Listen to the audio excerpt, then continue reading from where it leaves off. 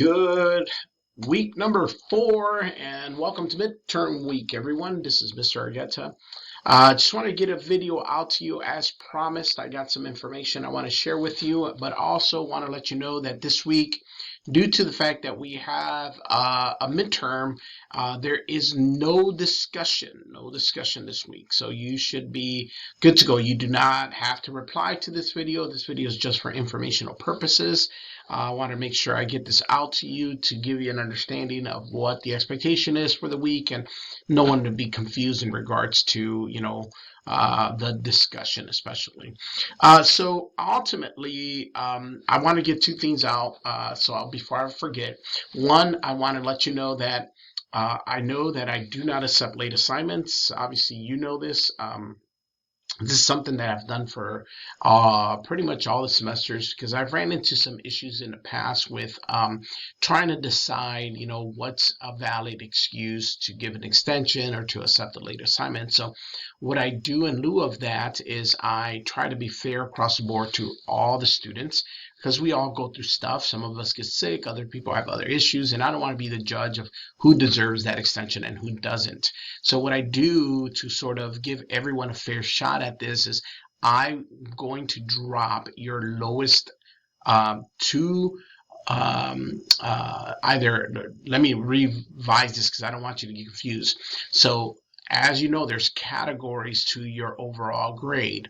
One of those categories are considered your quizzes and your homework assignments. Two of those lowest grades will be dropped. It could either be 2 quizzes or 2 homeworks or a combination of that. But those are one category. And then you're also going to receive, you're going to drop the lowest Learn Smart. So if for some reason someone had a bad week and they couldn't finish their Learn Smart or their Smart Book assignment, one of them is going to be dropped. So essentially you're going to receive credit for about a whole chapter worth of work. I do this because, as I said, I don't want to be the judge of who deserves an extension and who doesn't. So everyone's going to get that. So if you're doing very well, this is only going to help you. If you're right at that border, this is going to help you push you up a little bit. So I hope this helps everyone across the board.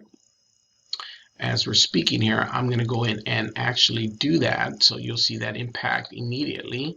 So as I mentioned, your homework assignments, or your what's called homework as a category, is consistent of your quizzes and your homeworks, and then assignments are considered your smart book. So when it comes to your homework category, that's going to take account all the quizzes and all the homeworks. It's going to look for the 2 lowest grades in that category and it's going to drop it, and then it's going to drop your lowest grade in your smart book. So I just processed that. Yeah. All right, so yeah, I just saw the immediate impact on some people's grades. I'm watching this happen. So some of you have bumped up a little bit in regards to your grades. The other thing I'm going to do is I'm going to try to grade all the discussions that are up to week number 3, which of course this week you don't have a discussion. That way you get an accurate view of where you stand at the midterm by the end of the week. When you're done with your midterm, you see where you stand. So that's going to be important, because if you feel like you are not going to make it, if you're not going to be able to pass this class, it's probably best for you to find a withdrawal. You withdraw the class. Most of you are right, you're doing fine, but some of you might want to consider that. If you do, a W is better than an F. I'm just in regards to like your financial aid, your GPA, a W is still a withdrawal. It's not the best option, but it's better than getting an F in a grade. So other than that, some great conversations I've been reading in our discussion post. Once again, I read all your discussions because I think that's the only fair way that I can evaluate how the class is doing. So there's a couple things that were brought up. Katie actually brought up something that I find fascinating, where she had this issue at work. You guys can look for her discussion and read the details. I'm just going to summarize it. But she was written up because she was speaking Spanish to a coworker, helping her understand some of the situations that were going on. And the coworker wrote her up for speaking Spanish. And then the higher managing parties basically reverted that and the person who wrote her up got in trouble for it because one, speaking a different language is not a it's not illegal. It's not. It could be viewed as inappropriate because people who do not speak that particular language feel left out of the conversation. I understand that. I'm bilingual. I speak Spanish. Spanish was actually my first language. So I understand the concept of translating for my parents who didn't speak English in my younger years. They did throughout my life learn English, but in the beginning of our sort of journey here, my parents didn't speak English. As I've mentioned, I think in the past this class, I was the firstborn American in my family. That doesn't mean I was the first to speak English. My sisters went to school before me, so they learned English. So we were this sort of bicultural, bilingual family. But my parents spoke Spanish till today. My mom speaks Spanish to my children, and they reply in English. So they both understand each other in certain ways, but we have this sort of separation. Either way, the write-up for Katie, technically, not only is it inappropriate and to a certain extent unethical, because I've heard these arguments in the past, and people would say, we're in America, speak English. Well, the interesting fact is that America does not have a national language, and that was done by our forefathers, America as a nation. Now, there might be certain states that have that, but in the state of Georgia, we do not have a national language, and in the country, we do not have a national language because America was founded by immigrants. America was not its own thing. America came from England. We were part of a colonized thing, and to a certain extent, the Native Americans that were here spoke their own dialects and languages. So America adapted a policy where we do not have a national language. English is not our national language. And that's the beauty of America. We're a very diverse culture. So to speak a different language, although can be seen rude, it's not technically illegal. It's perfectly in their right to speak whatever language you want.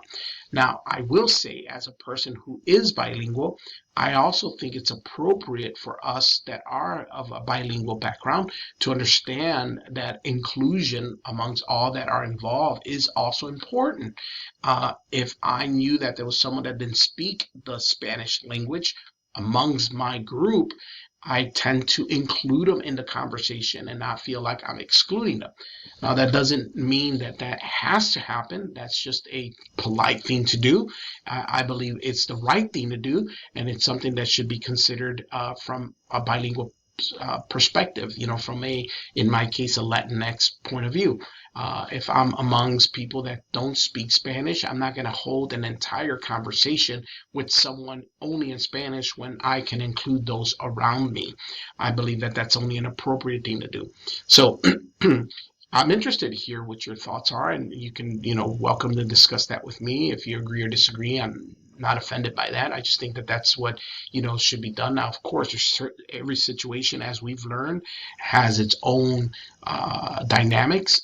If my person I was speaking to in Spanish didn't speak English, then it's very difficult. But what I normally do in those scenarios is I will translate the conversation I'm having with the person that does not speak the other language. So if I'm having a conversation about something at work, I would then turn to my English speaking friend and say, oh, so-and-so was mentioning to me that whatever. And then when my only English speaker would reply to me, then I will turn around and translate that to my Spanish speaking friend or colleague and say, so-and-so said this about the response that you mentioned, about the comment you mentioned. I think it's appropriate to include everyone in that conversation. Anyhow, that's just my thought. Going back to this week. You have your midterm week, you have 40 questions or multiple choice. There's no timer, so you should be able to take your time doing it. Of course, I didn't give a study guide, as you know, and I don't allow you to go back in regards to finding the wrong answers, because I think that's what challenges you to find the correct answers. So these questions are all questions you've seen, so you should have access to them. I encourage you, if you didn't this first half, that the second half, you pay close attention and find a way to create your own study guide with the questions that you're receiving on a weekly basis. Other than that, it's been a nice week. It's been a very not warm, but warmer week. And, it's been nice to be able to get out there and just not freeze to death. And that's about it, guys. I mean, other than that, I'm about to have my cup of coffee, trying to stay hydrated, as you guys know. Here's my 2 bottles of water. I have a third one, but I couldn't pick it up. But that one's already started. I don't know if I mentioned to you this, but during your spring break, which is my spring break, I am going to Greece. So I'm excited to start counting down the days. Today's the 31st of January. So I am short of 2 months away from being out there. So I'm looking forward to that. I'm looking forward to eating some great food, visiting some great places. So tell me about you guys once you get a chance. What's going on in your life? Let me know what's happening in your world. I hope everyone's safe and staying healthy. Other than that, until next week, best of luck on your midterm, and we will talk soon. Take care, guys.